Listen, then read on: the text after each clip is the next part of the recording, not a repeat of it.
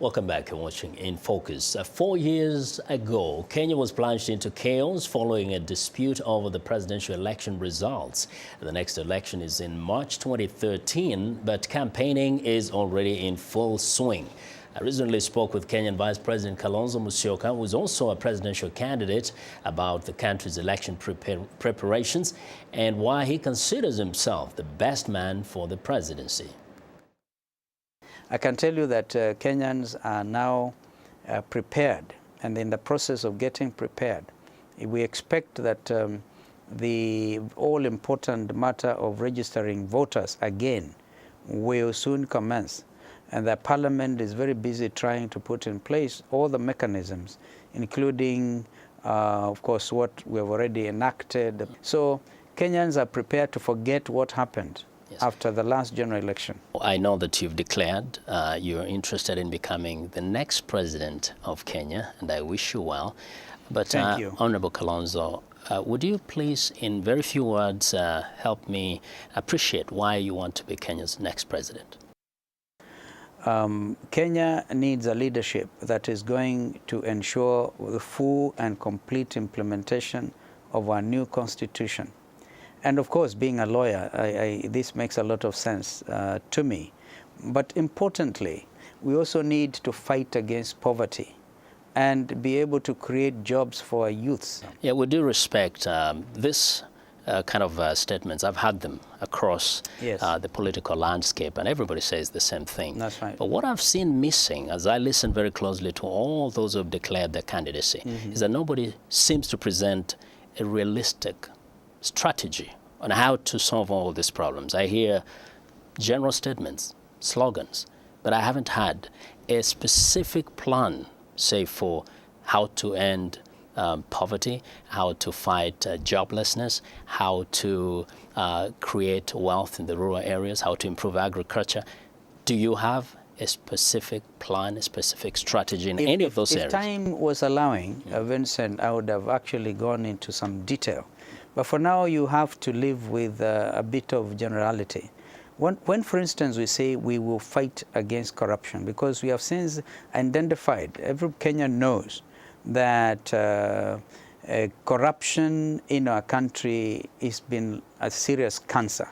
And when somebody like me says, I will fight against corruption, Kenyans believe, because they can look at my history in government, in public life. But I can tell you we'll come with specific programs on how, for instance, we must have, instead of relying on rain-fed agriculture, we will have to irrigate our farms, and that way ensure food security for our people. And are those plans being laid out? Because when you listen to what you politicians are talking about out there, what I'm seeing is the formation of alliances, which are tribal blocs that can defeat, for example, whoever you perceive to be the most formidable political enemy or candidate.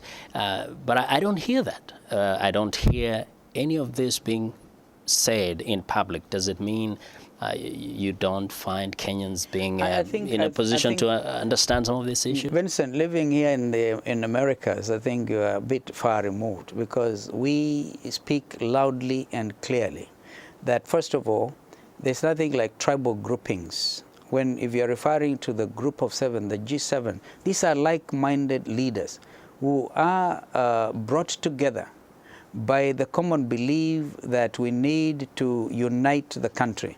It's a matter of just making sure the country is united. We have no hatred against anybody in Kenya. But of course, the Wiper Democratic Movement, which is my political party, is getting ready to be able to deal with the challenge that they offer.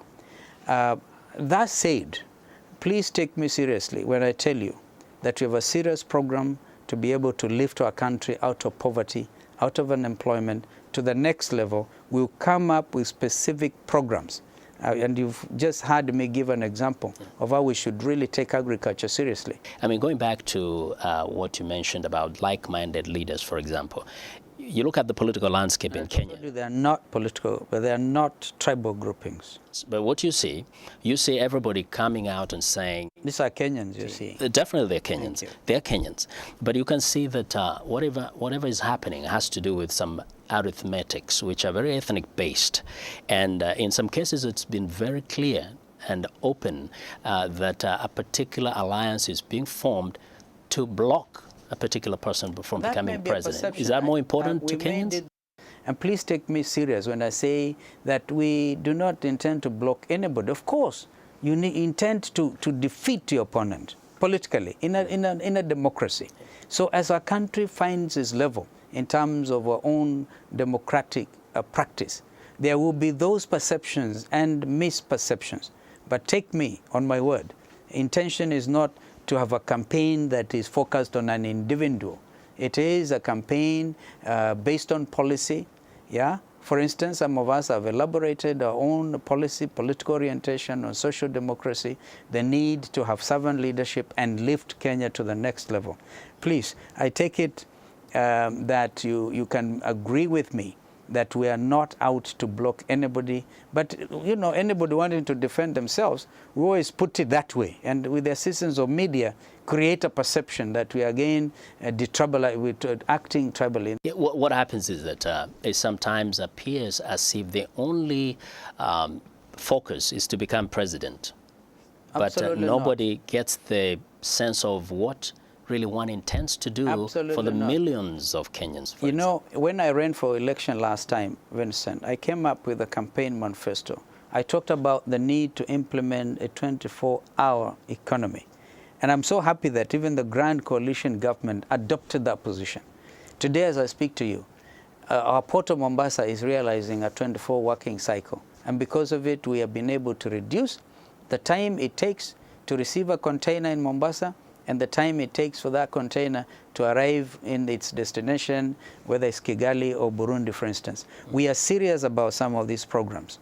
And that's why I'm telling you and assisting you to avoid being skeptical so that you can have faith. And you know, Kenyans have suffered, Vincent, and I can understand even this perception that it looks like the intention is just to become president for the sake of it. No, we are serious in our programs. We are serious about the policy that we want to give our country. When we say we must implement our constitution fully, we are serious about it because we do not have another constitution. And time is seemingly not even on our side because as I speak to you, by the 28th of August, Parliament must have done several other acts to make sure that the subsidiary legislation under the Constitution is put in place. So we are very busy. Well, that was Kalonzo Musyoka, the Vice President of Kenya, speaking with us on In Focus.